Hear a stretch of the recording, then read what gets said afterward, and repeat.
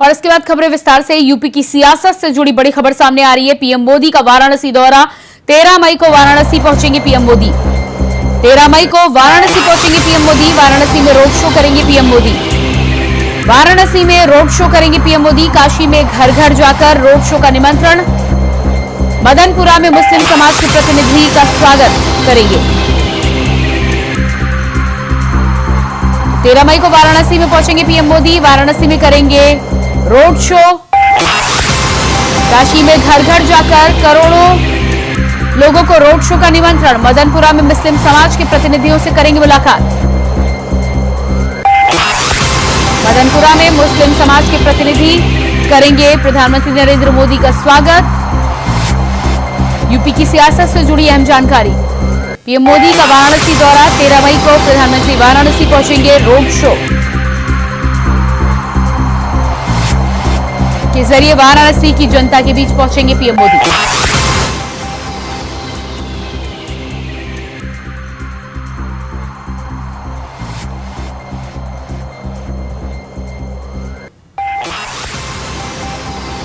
और इसी खबर पर लखनऊ से ब्यूरो चीफ प्रियम पाठक हमारे साथ जुड़ चुके हैं लाइव। जी प्रियम, जिस तरह से प्रधानमंत्री नरेंद्र मोदी के रोड शो को लेकर जानकारी निकलकर सामने आ रही है, 13 मई को प्रधानमंत्री वाराणसी पहुंचेंगे और लोकसभा चुनाव के 3 चरण बीत जाने के बाद बेहद अहम इसे माना जा रहा है। क्या लग रहा है आपको, कितना भव्य रोड शो होगा और कितना प्रभाव आसपास की सीटों पर पड़ने वाला है?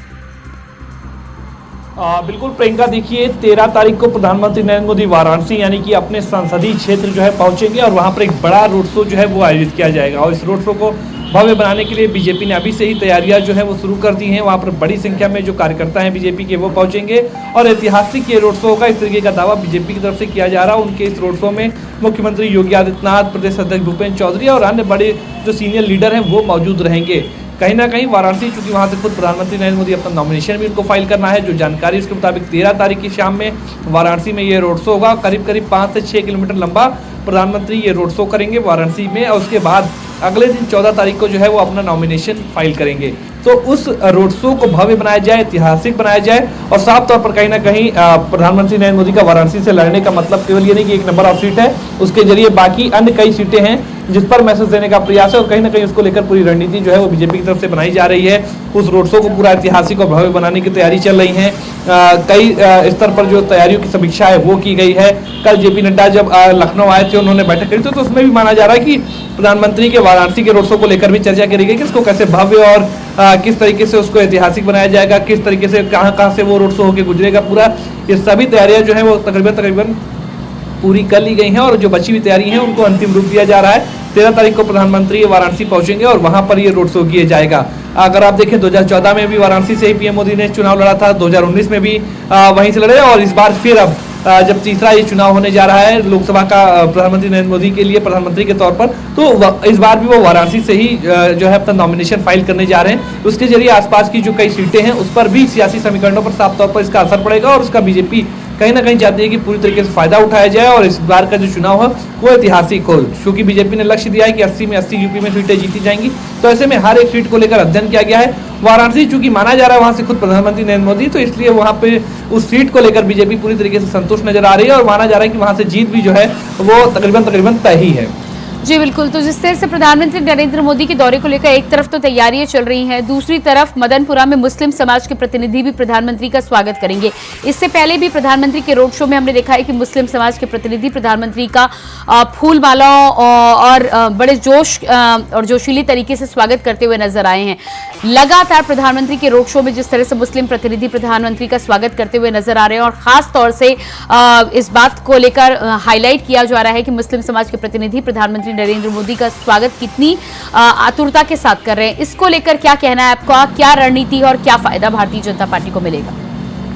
देखिए, बीजेपी चाहती है कि हर एक सीट पर वहां के समीकरणों को समझा जाए। प्रधानमंत्री के नरेंद्र मोदी के स्वागत में या उनका इस तरीके से वेलकम करने में जो मुस्लिम समुदाय के लोग हैं उसके जरिए एक मैसेज देने का प्रयास है। जो कहीं ना कहीं बीजेपी पर इस तरीके की बात कही जाती है कि मुस्लिम समुदाय के जो लोग हैं वो बीजेपी के साथ में नहीं जुड़ते हैं या बीजेपी को मतदान नहीं करते हैं, तो वो एक मैसेज देने का प्रयास है कि ऐसा बिल्कुल भी नहीं है। हर समुदाय को लेकर बीजेपी साथ में चलना चाह रही है और जो उसका नारा है कि सबका साथ सबका विकास, उसी को लेकर सरकार काम करे, तो इस तरीके का मैसेज देने का इसके जरिए पूरा प्रयास जो है वो किया जा रहा है। और इसीलिए कह सकते हैं कि उनका अलग अलग जगह पे रोड शो होगा और रोड शो में कई जगह पर ऐसी भी तस्वीरें देखने को मिलेंगी जहाँ पे मुस्लिम समुदाय के लोग उनका स्वागत करेंगे, उनको सम्मान करते हुए नजर आएंगे और सबके जरिए कहीं ना कहीं मैसेज होगा। और वो मैसेज केवल वाराणसी के लिए नहीं, बिल्कुल वो पूरे उत्तर प्रदेश के लिए होगा और हर एक सीट के लिए होगा जहां पर मुस्लिम मतदाता हैं। और उसका मैसेज कहीं ना कहीं बीजेपी इस बात का पहुंचाना चाहेगी कि सबका साथ सबके विकास को लेकर जिस तरीके से पार्टी चल रही है, ऐसे में मुस्लिम समुदाय का सहयोग भी बहुत जरूरी है। और बीजेपी भी इस बात को जानती है कि कई ऐसी सीटें हैं जहां पर मुस्लिम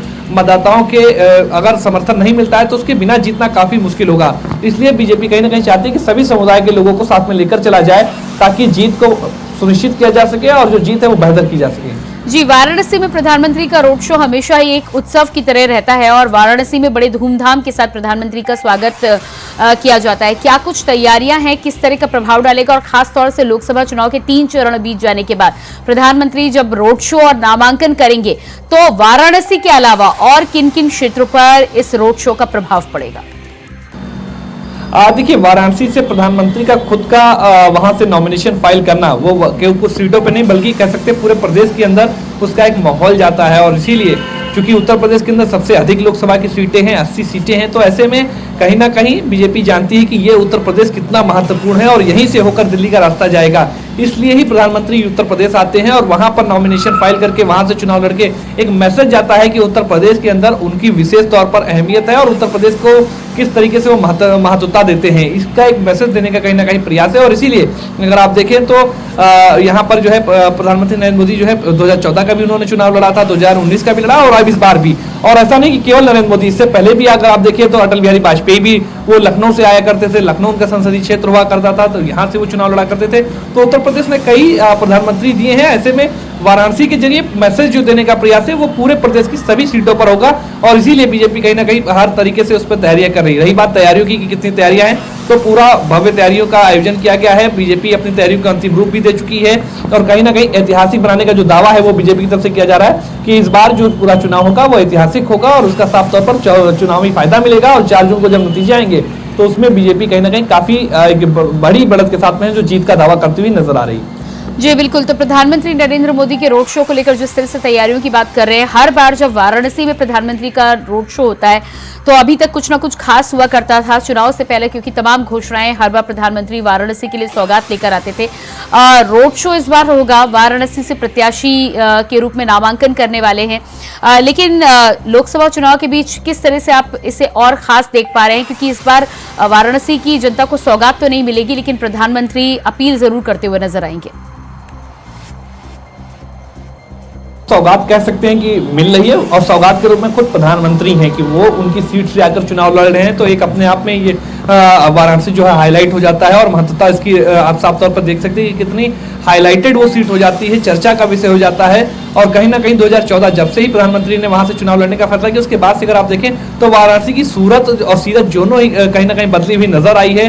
लोग जो है वहां पर विशेष तौर पर वहां के जो आम जनमानस है उनको काफी उम्मीदें रहती हैं और बड़ा परिवर्तन भी वाराणसी के अंदर देखने को मिला है। और सबकी मुख्य वजह है कि वो प्रधानमंत्री का संसदीय क्षेत्र है। ऐसे में अब जब फिर एक बार वहां से प्रधानमंत्री अपना नॉमिनेशन फाइल करने जा रहे हैं तो लोगों में काफी उत्साह जो है वो देखने को मिला। लोग जो है काफी उत्साहित है कि प्रधानमंत्री फिर से उनकी सीट से चुनकर जो है वो दिल्ली तक जाएंगे।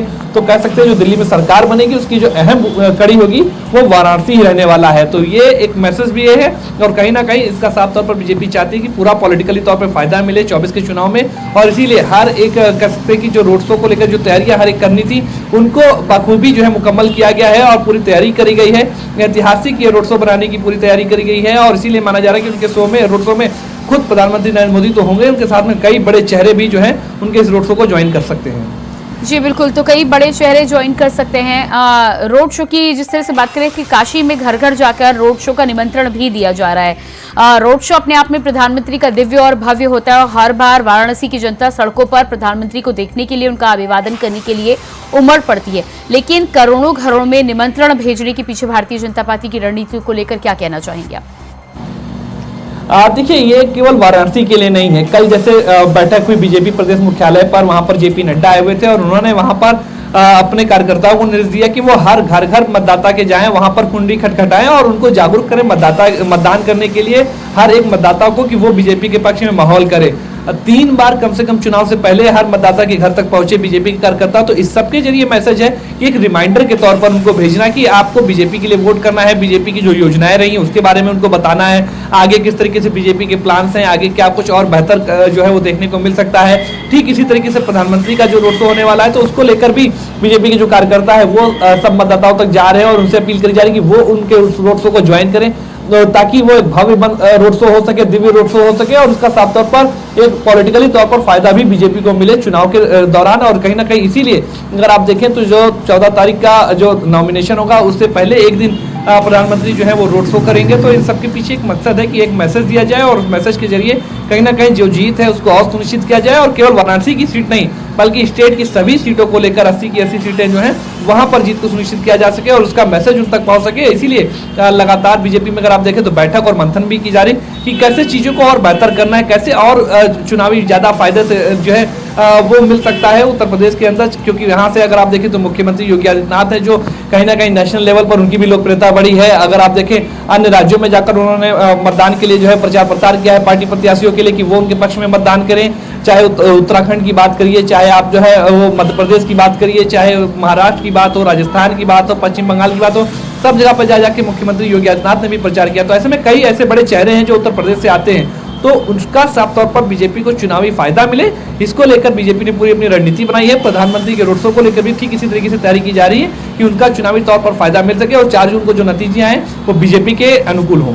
जी बिल्कुल प्रियम, तो जिस तरह से प्रधानमंत्री के रोड शो को लेकर एक तरफ तैयारी की जा रही है, मुख्यमंत्री योगी आदित्यनाथ से लेकर भारतीय जनता पार्टी के तमाम नेता रैली और जनसभा करते हुए नजर आ रहे हैं। वहीं इंडिया गठबंधन की भी रैलियां अब उत्तर प्रदेश में दिखाई देने लगी। आज जिस तरह से कन्नौज और कानपुर में संयुक्त रैली करते हुए नजर आ रहे राहुल गांधी और अखिलेश यादव, क्या लग रहा है आपको कि लोकसभा का चुनाव जैसे जैसे चरणों में आगे बढ़ता जा रहा है, मुकाबला कितना कांटे का और कितना दिलचस्प होता जा रहा है?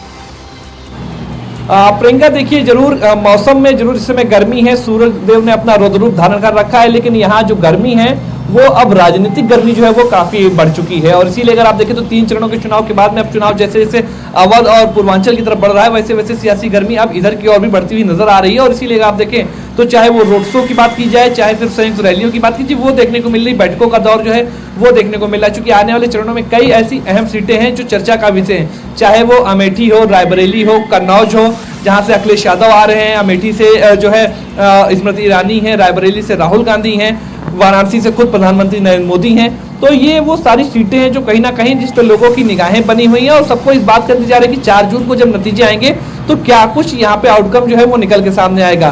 और ये कहीं ना कहीं अब इसको लेकर जिस तरीके से विपक्ष दावे कर रहा था, अभी तक हालांकि जरूर विपक्ष की तरफ से उस तरीके से तैयारियां देखने को नहीं मिली हैं जिस लेवल पर जाकर बीजेपी ने तैयारियां करी हैं। जिस तरीके से अगर आप देखें योगी आदित्यनाथ की तरफ से रैलियां करी गई हैं, अमित शाह की तरफ से रैली की गई, प्रधानमंत्री नरेंद्र मोदी की तरफ से रैली करी गई, तो अभी तक विपक्ष की तरफ से इस तरीके की रैलियां जो है वो देखने को नहीं मिली। लेकिन आज से उसका भी आगाज हो रहा है। अखिलेश यादव और राहुल गांधी एक साथ जो है वो जनसभा कर रहे हैं। कन्नौज में राहुल गांधी आज पहुंच रहे हैं अखिलेश यादव के समर्थन में जनसभा करने के लिए, वहां से वो प्रियम, इस जानकारी के लिए बहुत बहुत शुक्रिया आपका।